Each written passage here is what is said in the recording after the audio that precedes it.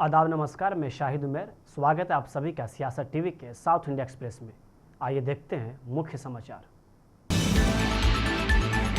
BRS के कार्यकारी अध्यक्ष के टी रामाराव ने आज विधानसभा में अपनी बात रखी। इसी बीच उन्होंने कहा कि राज्यपाल का अभिभाषण बहुत महत्वपूर्ण होता है क्योंकि यह सत्ताधारी सरकार की नीतिगत दिशा और प्रतिबद्धताओं को दर्शाता है।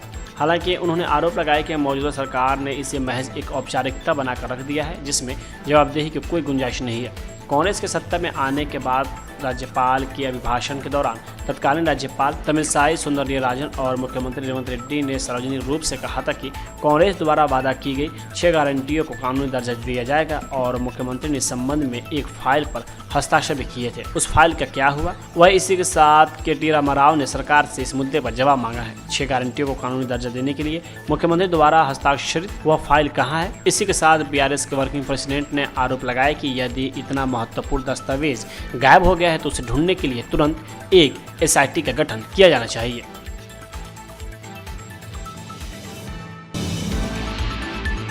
तेलंगाना में कांग्रेस और बीआरएस के बीच लगातार वार पलटवार जारी है। इसी बीच बीआरएस की तरफ से कांग्रेस नेता पे लाखों रुपए की घड़ी पहनने का दावा किया गया है। इसी को लेकर अब कांग्रेस नेता नागार्जुन ने अपनी सफाई पेश की है और बीआरएस के आरोपों का बेबुनियाद बताते हुए उन्होंने भी कड़ी आपत्ति जाहिर की है।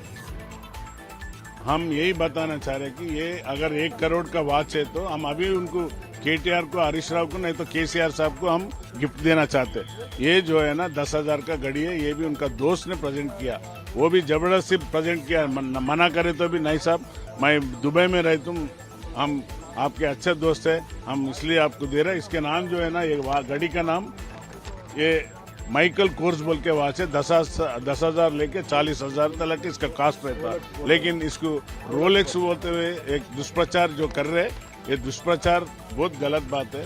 और जो बीआरएस नेता लोग हैं ये पूरा ऐसी कमाए।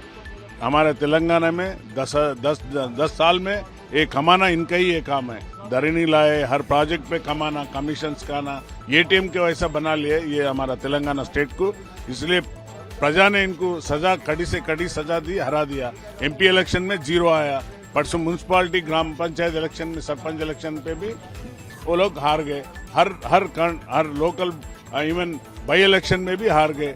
ये लोग कभी भी ये सोशल मीडिया रख के हमारे ऊपर दुष्प्रचार जो कर रहे, जो आम आदमी को मिसगाइड कर रहे, इसलिए हम जनता से यही प्रार्थना करते कि ये गलत बातों पे आप मत जाइए।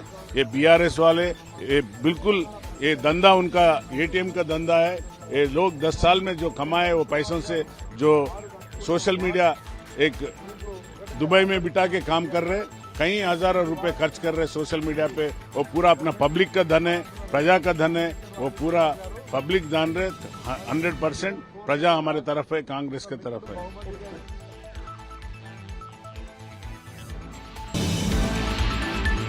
तेलंगाना बीजेपी के प्रदेश अध्यक्ष एन रामचंद्र राव ने कहा कि कल तेलंगाना विधानसभा में वंदे मातरम गाए जाने के दौरान एआईएमआईएम पार्टी सदन से बाहर चली गई। ये एक राष्ट्र विरोधी कृत्य है, यह राष्ट्र और वंदे मातरम का अपमान है। जब एआईएमआईएम के लोग बाहर गए तो कांग्रेस ने कुछ नहीं कहा। इसका मतलब है कि कांग्रेस ने एआईएमआईएम का समर्थन किया।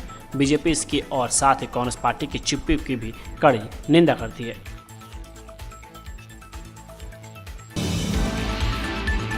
तेलंगाना के जगतियाल जिले में आज कथित तौर पर एक 4 महीने की गर्भवती यूट्यूबर की उसके पति ने चाकू मारकर हत्या कर दी। मृतक की पहचान 19 वर्षीय वैष्णवी के रूप में हुई है। यह घटना कोरुटला मंडल के मादापुर गांव में हुई। पुलिस के अनुसार वैष्णवी के पति हरि बाबू एक सरकारी अस्पताल में कॉन्ट्रैक्टर पर काम कर रहे थे। हरि बाबू ने सुबह 4 बजे उस पर चाकू से हमला किया और घर से भाग गया। सोशल मीडिया पर शेयर किए गए एक वीडियो में वैष्णवी की मां ने आरोप लगाया कि बाबू और उसका परिवार ही उनकी बेटी की मौत के लिए जिम्मेदार है। महिला ने कहा कि बाबू की मां के मेरी बेटी के साथ उसके अच्छे संबंध नहीं थे और उन्होंने उसे मारा है। कोरुटला पुलिस ने कहा कि यह हमला सुबह हुआ था। भारतीय न्याय संहिता की धारा 103 के तहत हत्या का मामला दर्ज कर लिया गया है और पोस्टमार्टम रिपोर्ट के आधार पर आगे की कार्रवाई की जाएगी।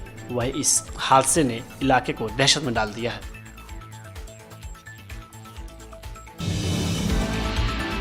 ग्रेटर हैदराबाद नगर निगम के कमिश्नर आरवी कन्नड़ ने आज कर्मचारियों से शहर में कूड़ा जमा होने वाले संवेदनशील जगहों पर ध्यान केंद्रित करने को कहा। कमिश्नर ने जीएचएमसी के जुबली हिल्स सर्कल में चल रहे सफाई कार्यों का निरीक्षण किया। उन्होंने दीनदयाल नगर, फिल्म नगर, विनायक नगर और लोटस पार्क जैसे इलाकों का दौरा किया और वहां चल रही सफाई गतिविधियों की प्रभावशीलता का आकलन किया। उन्होंने कर्मचारियों के स्वच्छता के टिकाऊ तरीके अपनाने और सड़कों से निर्माण व तोड़फोड़ के मलबे को हटाने के लिए कहा। जीएचएमसी के कर्मचारियों को सड़कों, अंदरूनी सड़कों, पार्कों, झीलों और सरकारी कार्यालयों के रखरखाव पर ध्यान केंद्रित करने के निर्देश दिए गए। जीएचएमसी के विजन को दोहराते हुए कर्नल ने अधिकारियों से हैदराबाद को एक स्वच्छ, स्वस्थ और अधिक रहने लायक शहर में बदलने के लिए आधिकारिक जवाबदेही और समर्पण के साथ काम करने का भी आह्वान किया।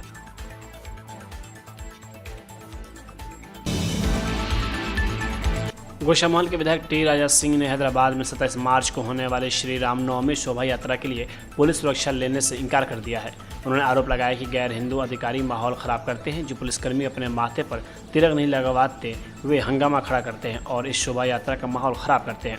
मुझे इस तरह की टास्क फोर्स नहीं चाहिए। हैदराबाद शहर के पुलिस कमिश्नर वीसी श्रीनार को लिखे पत्र में उन्होंने ये बात कही है। भारतीय जनता पार्टी के पूर्व नेता ने दावा किया है कि अक्सर भक्तों पर लाठीचार्ज किया जाता है, जिससे एक शांतिपूर्ण जुलूस में भी हिंसक माहौल बन जाता है। पिछले 3 सालों में पुलिस सुरक्षा के नाम पर ऐसी घटनाएं हुई है जहां हैदराबाद पुलिस टास्क फोर्स द्वारा राम भक्तों पर लाठीचार्ज किया जाता है।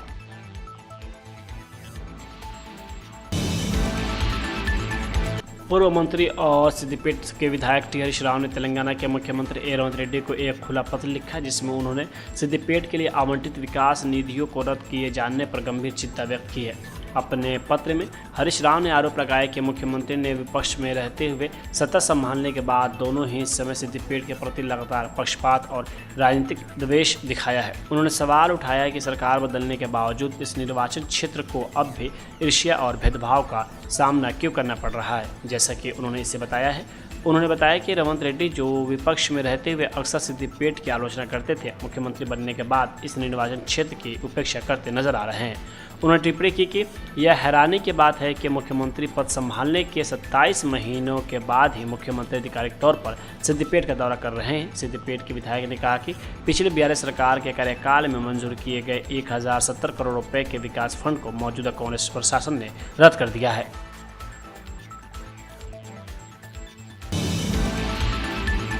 कर्नाटक के मंत्री प्रियंक खड़गे के बयान पर बीजेपी विधायक CN अश्वत्थ नारायण ने कहा कि उन्होंने सदन में खुद ही अपने बयान का जवाब दे दिया। जब भ्रष्टाचार की बात आती है तो इस कांग्रेस सरकार के कार्यकाल में आत्महत्या हो रही है। कांग्रेस भ्रष्टाचार का ही दूसरा नाम है।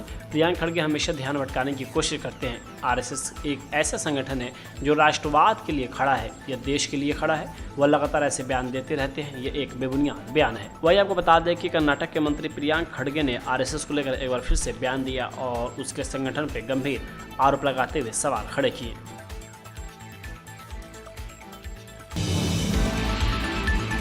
राज्यसभा चुनाव में क्रॉस वोटिंग की खबरों पर बीजेपी प्रवक्ता शहजाद पुनेवाला ने कहा कि जो लोग आज हॉर्स ट्रेडिंग की बात कर रहे हैं वे खुद ऐसी पार्टी से जुड़े हैं जो घोड़ों, गायों और बैलों का चारा चुराती है, जिसकी अपनी आदत या फितरत ही चारा चुराना है या अस्तबल चुराना है। उन्हें लगता है कि ऐसे लोग हर जगह हैं। जो लोग आज हॉर्स ट्रेडिंग की बात कर रहे हैं वो खुद तो हॉर्स, गाय, बैल सबका चारा चुराने वाली पार्टी है।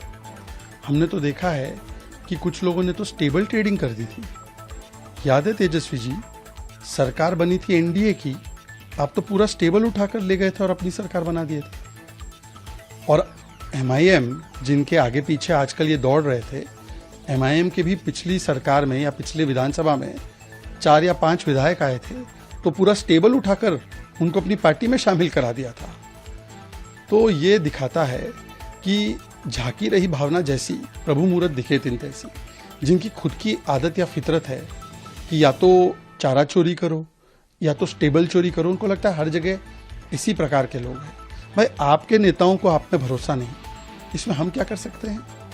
जनता ने नेपो किड तेजस्वी जी को रिजेक्ट किया, राहुल जी को रिजेक्ट किया और अब जनता के बाद आपके विधायक ही आपको रिजेक्ट कर रहे हैं। ये दिखाता है कि उनको लगता है आप विश्वसनीय नहीं है, भरोसेमंद नहीं है। और आप जब ये आरोप लगाते हैं तो ये आरोप हम पे नहीं, आप अपने विधायकों पर लगाते हैं कि ये टिकाऊ नहीं बिकाऊ है। तो बिकाऊ है तो टिकट क्यों दिया? मुझे लगता है उनको थोड़ा सा गंभीरता से सोचना चाहिए। और मैं तो कह रहा हूँ बाकी सब छोड़ो, अपने परिवार में देखो।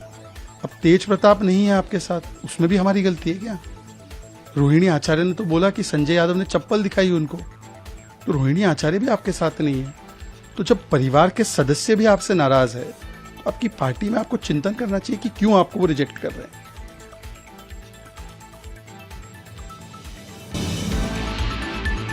बारामती विमान दुर्घटना की जांच के मामले में महाराष्ट्र के मुख्यमंत्री एकनाथ शिंदे ने कहा कि रोहित पवार मुझसे मिले, वे मुख्यमंत्री से भी मिले। उनकी एकमात्र मांग है कि इस मामले की ठीक से जांच होनी चाहिए। महाराष्ट्र सरकार भी इसकी जांच कर रही है, एजेंसियां भी इसकी जांच कर रही है और केंद्र सरकार भी इस घटना की जांच कर रही है। रोहित पवार जी मुझे भी मिले, मुख्यमंत्री जी से भी मिले और उनका यही कहना है कि इसकी सही जाँच होनी चाहिए। तो महाराष्ट्र सरकार भी उसकी जांच कर रही है, सीआईडी भी उसकी जांच कर रही है, एसआईटी कर रही है और केंद्र सरकार भी उसकी जांच कर रही है। तो निश्चित रूप से उसमें हमारे सहयोगी अजित पवार जी, इनकी दुर्भाग्यपूर्ण मौत ये हमारे सबके लिए एक बड़ा हादसा है और इसलिए सच जो भी हो सामने आना चाहिए, ऐसी रोहित पवार की मांग है और उसमें ये सब एजेंसियां काम कर रही है। निश्चित रूप से जो सही है सही आएगा। 5 राज्यों में चुनाव होने कितने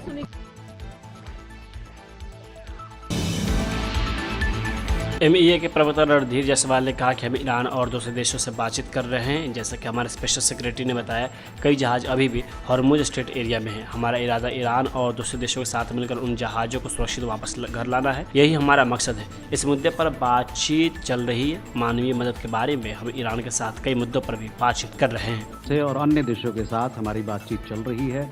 जैसा कि हमारे स्पेशल सेक्रेटरी साहब ने बताया कि एक जहाज़ हमारी स्ट्रेट ऑफ हॉर्मुज में के इलाके में अभी भी वहाँ पर स्थगित हैं।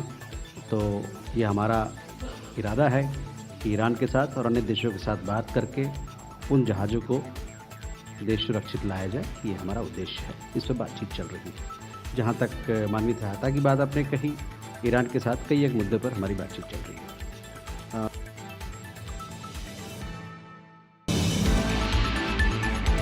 साउथ इंडिया एक्सप्रेस यही होता है समाप्त। मुझे दे अब इजाज़त। बाकी खबरों के लिए बने रहें सियासत टीवी के साथ।